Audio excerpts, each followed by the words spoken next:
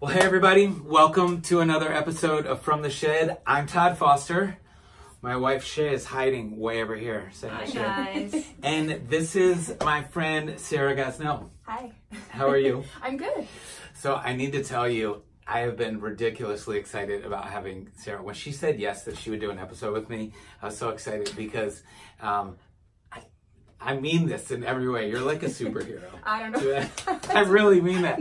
And you guys will find out why in a few minutes. So I'm excited about this episode. You guys know me. I get really excited about most things in life because I'm passionate. But I think this is an important topic. So in Scripture, it says to not be afraid. Fear not. How many times? So many times. But I think if we're honest, that's a really hard thing to do. Oh, yeah. Mm-hmm. Yeah. Definitely. And so we want to talk about that today. So Sarah, I grew up with a lot of fears. Mm-hmm. So we do missions a lot, Shay and I have this massive fear of flying. Yeah. Oh, yeah. Mm-hmm. Yep, in there. It's like a tin can in the air, you know. A flying coffin. Yes. If you will. It's so scary. And so, but I do it anyway. But there's a lot of stuff. I think I go to that place easily. Yeah. And so you've been through a lot in the last couple years. Yeah. And so Sarah has a rare form of cancer. And why don't you tell us a little bit about that? Yeah, sure. I'll just do like the short version and you let me know if you want more details. Okay. I've sort of turned into a geriatric person that loves to tell their medical history. So I have to censor myself. I'm like, oh, this is why they love talking about it. It's cathartic. No, but so what was it? I guess almost 3 years ago, I had been having some back pain for a while and then just sort of went for a scan, and I thought it was going to be fine because I thought I'm always fine, and I'm a person who would worry about a lot of things, especially before, but never about something like that. I just had this hubris to think I'm good. I've always been good. And then I quickly found out I was not good. And not only was it cancer, but it was a rare form of cancer with not a lot of treatment options, and I had to sort of travel to go get it addressed. And in the course of all of this, I've been to a couple of major cancer centers in Texas and New York. I've been through 2 different courses of chemotherapy. I just finished the last one maybe a month ago. Yeah, I'm so happy. Awesome. Like getting my energy back. Yeah, and I've had a couple major surgeries. I've had a kidney removed and a big tumor removed. I've had my stomach open top to bottom twice. Wow. Part of my liver removed, and so it's been an interesting ride. Yeah, so, and reasonable to say, just a handful of things to be fearful about. Yeah, definitely. Yeah. So, and you have a little boy? I do. I have Bobby, and he is 4, and he brings so much joy in my life. Yeah. Yeah.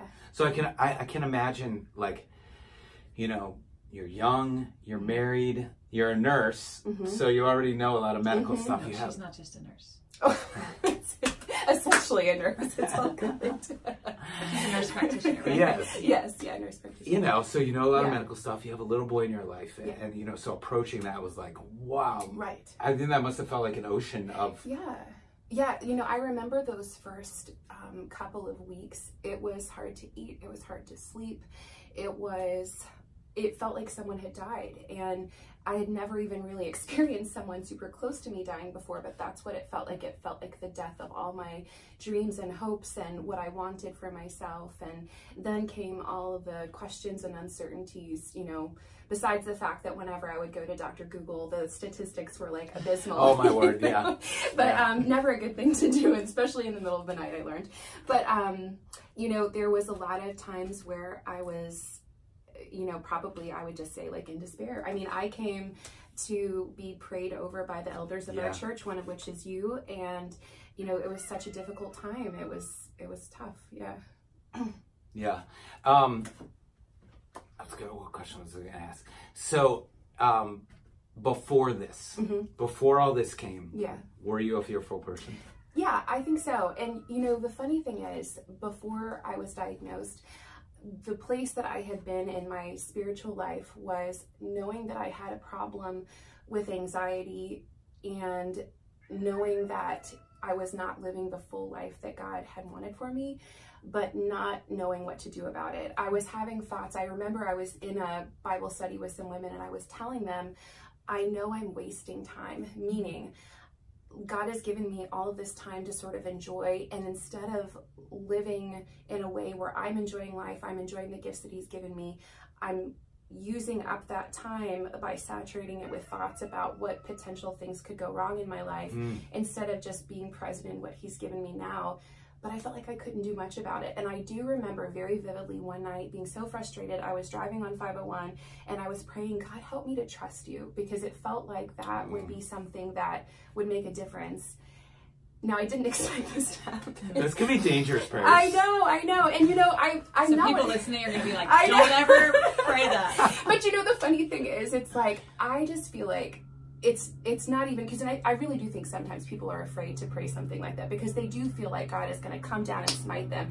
And I don't think that at all. I truly believe God was preparing my heart for what he was getting ready to do in my life, which was to teach me how to trust him. He was bringing me along in agreement with him. It's not like I just had this idea, this epiphany of like what I really needed. He was leading me through his spirit of like, this is where we're getting ready to go, Sarah. You know, the closeness that you've experienced. Yes, definitely. As a result of that. Yep. Yeah. Wow. So you would say that you have a very different perspective about fear now. Totally. Yeah. Yeah. I think, you know, before, unfortunately, I think like fearfulness runs in my family. I think it's one of those things. I even see it in Bobby at 4. And part of that is probably what he's watched me to go through, even though I've kind of tried to protect him from a lot of it that he doesn't need to know. But I think just God has taught me so much about how true his promises are. And for me, one thing I feel like he's led me to from the very beginning is that fear and trust and all of those things, like it's all in him and not in a certain outcome. And because the reality is things will happen. I mean, things that we're afraid of, some of the things you're afraid of now, they may happen.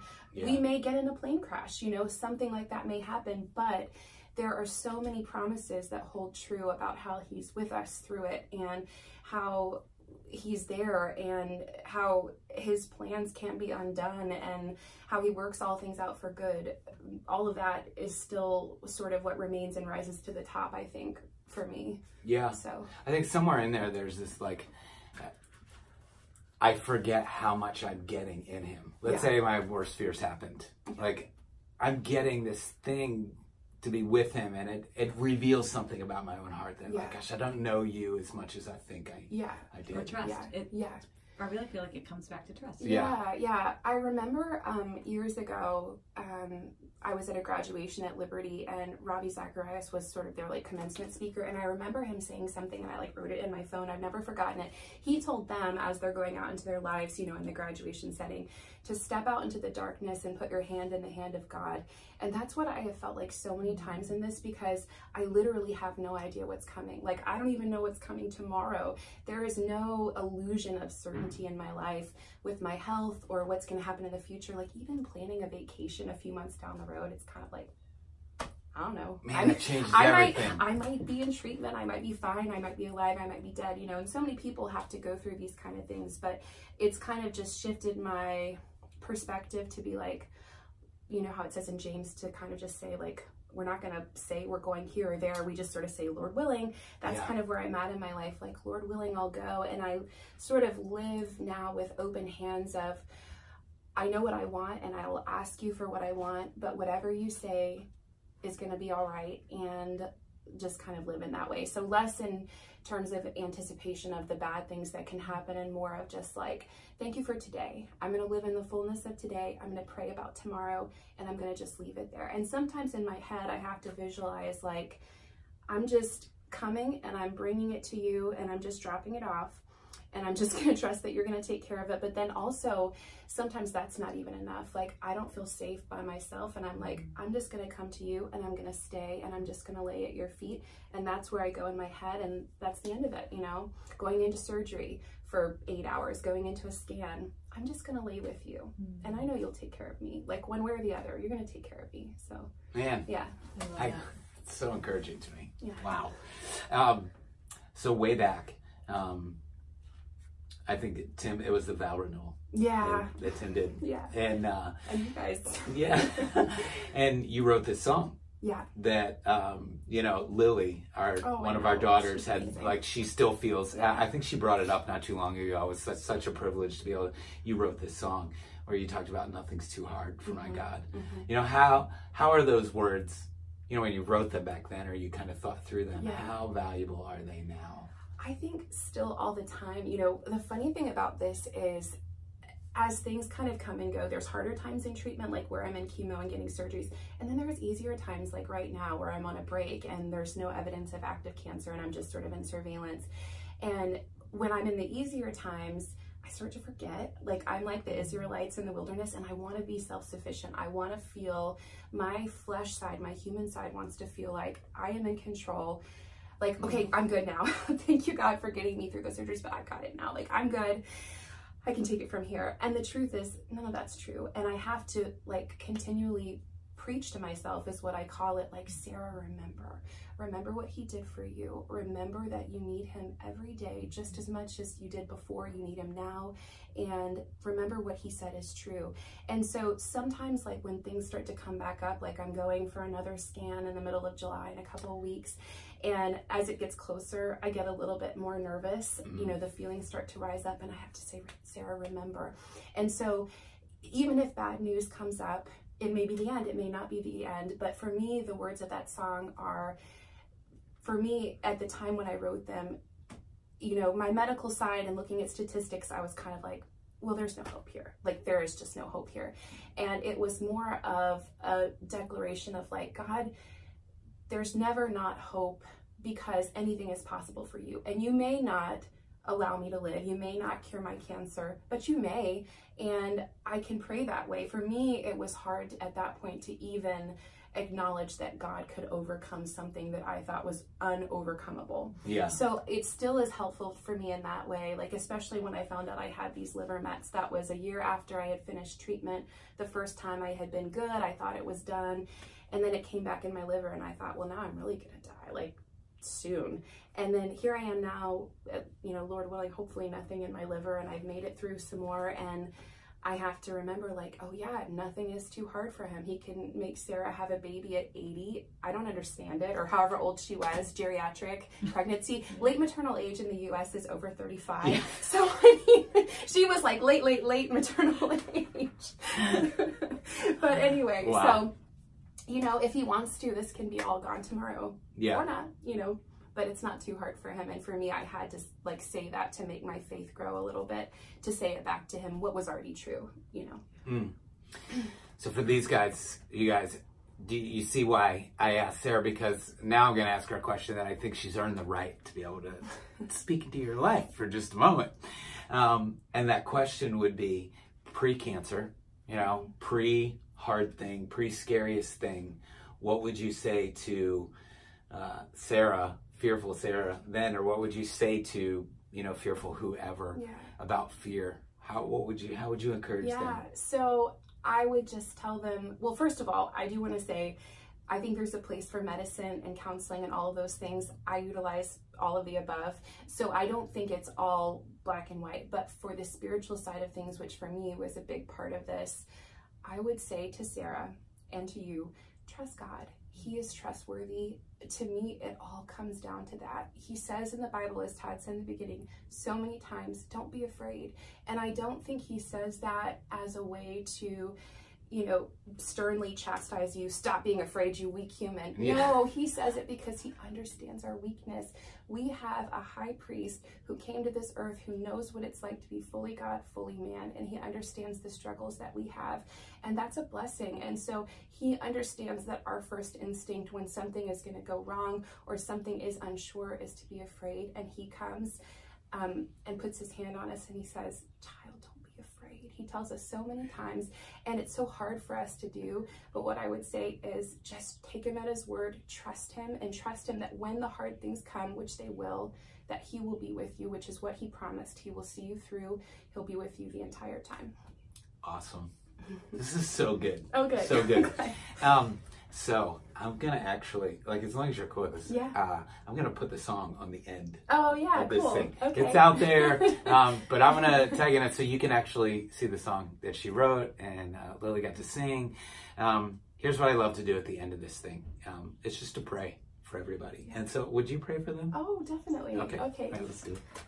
God, I just want to say thank you for the opportunity to talk to all these people, and I just pray that by your Spirit that you would be touching their hearts, their lives, their minds, their anxieties, their fears, and their hopes.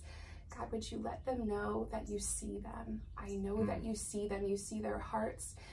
You see everything that was and is to come and is now. And God, would you give them the assurance that you are there? Would you let them know that you're someone who is worthy and able to be trusted and who loves them? And would you help them to not just walk by what they can see, but to start walking by faith in you, to believe what you say, even when things look different. And God, would you be there with them? And just, Lord, I pray for everyone out there who's struggling with anxiety and gets stuck spinning their wheels. Would you be the one that comes and lays your hands on them and says, don't fear, don't be afraid, I'm here. We love you, Lord. Amen. And God, I want to pray for Sarah. Thank you for just the story you've written in her and Tim and Bobby's life, and you know how we get to watch that. I love that she shares that through her blog, and so we just add our voice in today, that the next time she gets to go to the doctor and the scans will be clear. That's just our request, and we let them be made known to you at Thanksgiving, trusting you for who you are and what you're able to do.